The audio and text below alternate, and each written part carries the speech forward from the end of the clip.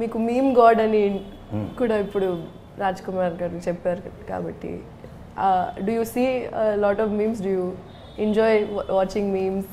నాకంటే ఎక్కువ audience enjoy చేస్తారు కాబట్టి అది మీమ్స్ నా ఫేస్కి సూట్ అవుతున్నాయో లేకపోతే అలవాటైందో లేకపోతే అందులో స్టఫ్ ఉందో లేదో తెలియదు, బట్ దే ఆర్ ఎంజాయింగ్.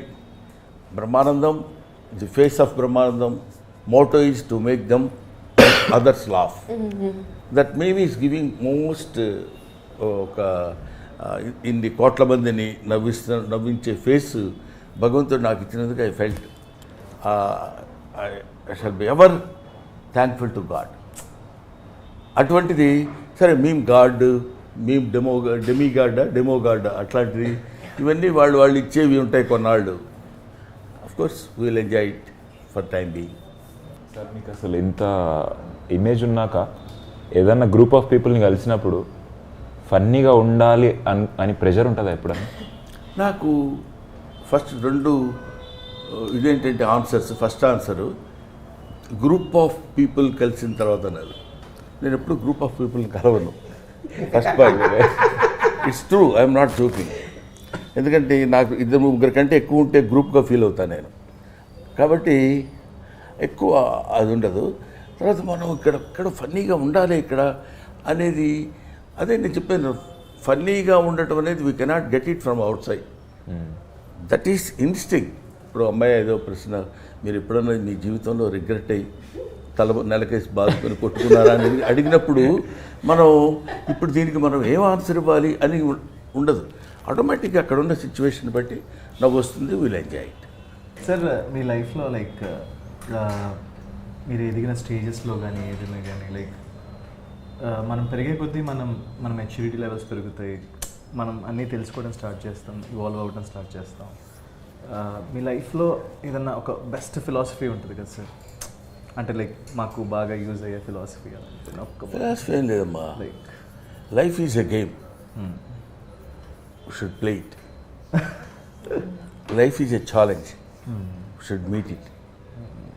ఎన్నో జరుగుతుంటాయి, అవన్నీ లెక్కలేసుకుంటూ కూర్చుంటే ఇటు వెయిట్ పెరుగుతుంటుంది. ఆఫ్టర్ ఆల్ మనం మ్యాక్సిమం బతికితే పుట్టిన 10 సంవత్సరాల వరకు మనకేం తెలియదు. ఇప్పుడంటే ఒక 5 సంవత్సరాలు బతుకున్నాం. ఆ తర్వాత 70 తర్వాత మనం ఏం ఆలోచించినా ఎవడో లెక్క చేయడు. మధ్యలో మన పీరియడ్ ఎంత, 50 to 60 years. దాన్ని మనం క్యాలిక్యులేట్ చేసుకుంటున్నప్పుడు మనకి ఎన్నో ఫేస్ చేస్తుంటాం. ఎన్ని ఫేస్ చేసినా ఫేస్ చేసిన దానిలో ఉన్న పాజిటివిటీని మనం తీసుకోగలిగితే నన్ కెన్ స్టాప్ అస్. ఎక్కడైనా ఏదో సినిమా ఫెయిల్ అయింది, అబ్బా ఈ సినిమా ఫెయిల్ అయింది, ఎలాగా నెక్స్ట్ ఏంటి. అందుకని మనకు కూడా failures are stepping stones to success. ఇలాంటివన్నీ ఎందుకు పుడతాయంటే మనల్ని మనం ఎంకరేజ్ చేసుకోవడానికి. మనం వెనకాల ఎవరు లేరండి, మనకి దీన్ని ఏదో అంటారే ఇండస్ట్రీలో బ్యాకింగ్ ఎవరు లేరు, ప్లాట్ఫామ్ లేదు, ఇట్లాంటి పదాలు కొన్ని ఉంటాయి. ఏం అక్కర్లా, God has given you one platform. You should realize it, you should play in that platform. That's all. You keep on doing. ఇప్పుడు నేనున్నాను, నాకెవరున్నారు వెనక? నాకు నేనే ఉన్నాను వెనక. ఎవరికైనా ధైర్యం వెనకాల ఉందంటే 10 మంది మనుషులు ఉన్నారు, వాళ్ళందరూ నాకు తెలుసు, మినిస్టర్ తెలుసు, లేకపోతే ఇంకొక చీఫ్ మినిస్టర్, ప్రైమ్ మినిస్టర్ తెలుసు. అది కాదు ధైర్యం, నాకు నేనే ఉన్నాను అనుకోవడమే ధైర్యం. If you keep on doing that, ఇంకా నీకు ఇంకొకటి పాయింట్ ఏంటంటే, ఇప్పుడు మీరు అడిగిన దాన్ని బట్టి నీకు నువ్వులా ఉండాలనుకున్నప్పుడు నీకు ఏ ఇబ్బంది ఉండదు. నువ్వు ఇంకొకళ్ళ ఉండాలనుకున్నప్పుడు ఇబ్బంది స్టార్ట్ అయ్యింది. నాకు ప్రమోషన్స్లో అదే ప్రాబ్లం అవుతుంది.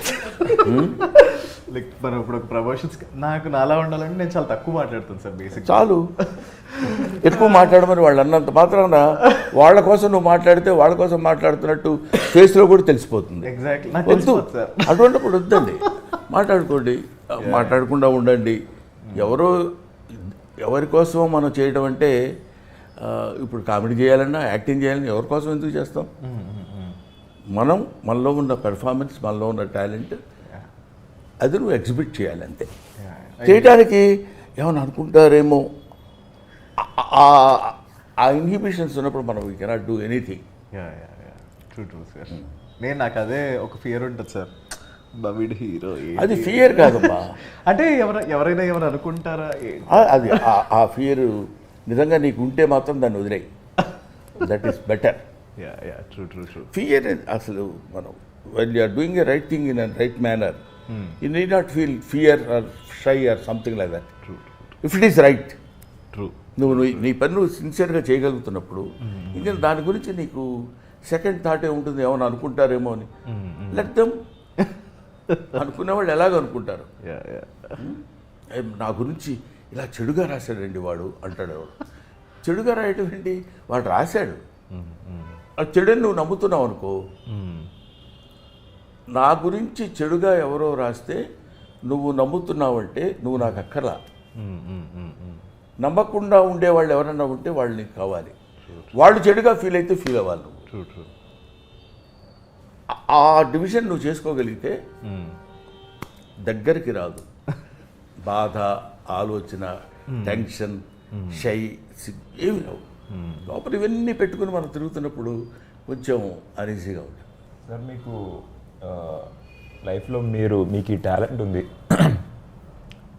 వేరే వాళ్ళు నవ్వించగలిగేది అని రియలైజ్ అయిన moment or age? Sincerely I'm telling you Vamshi, swear on my profession, నాకు తెలియదు. నేను నవ్విస్తానన్న విషయం కూడా నాకు తెలియదు. మైండ్ ఈజ్ ఏ టిపికల్ కాదు, దాన్ని ఏమనాలి, ఒక రేర్ బర్త్ నాది. నా గురించి నేను ఈ ఏజ్లో నేను తెలుసుకుంది. నవ్వించడం కోసం ట్రై చేయటం కానీ, ప్రయత్నం చేయటం కానీ, ఓహో నేను బాగా నవ్విస్తానని ఆ రియలైజేషన్ రావడానికి నాకు తెలియదు. బేసిక్గా తెలియదు. చిన్నప్పుడు స్కూల్లో చదువుకుంటాం, ఏదో బ్రహ్మానందం ఉంటే బాగుంటుందా, నవ్వు వస్తుంది అంటారు వాళ్ళు.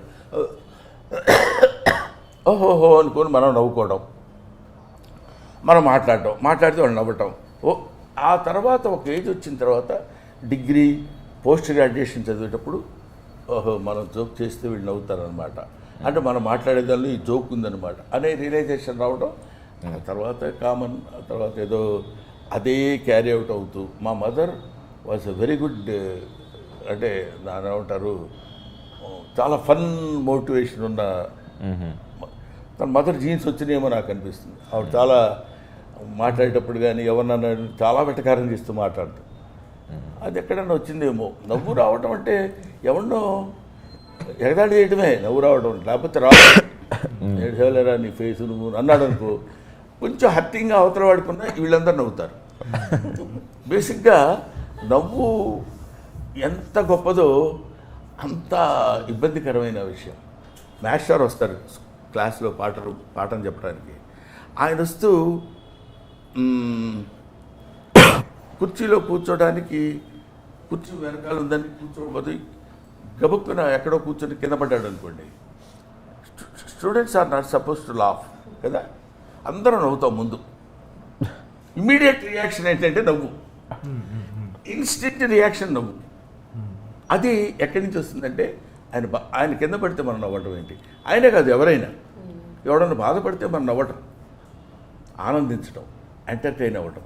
అదే కదా ఇప్పుడు వస్తున్న మీమ్స్ కానీ, లేకపోతే మన గురించి ఎవడో ఏదో సోషల్ మీడియాలో అలా రాశారండి, ఇలా రాశారండి, రాసుకొనివ్వండి. Let them. దాని గురించి మీరు ఎందుకు ఫీల్ అవుతున్నారు, why do you take it to heart అనేది నా పాయింట్.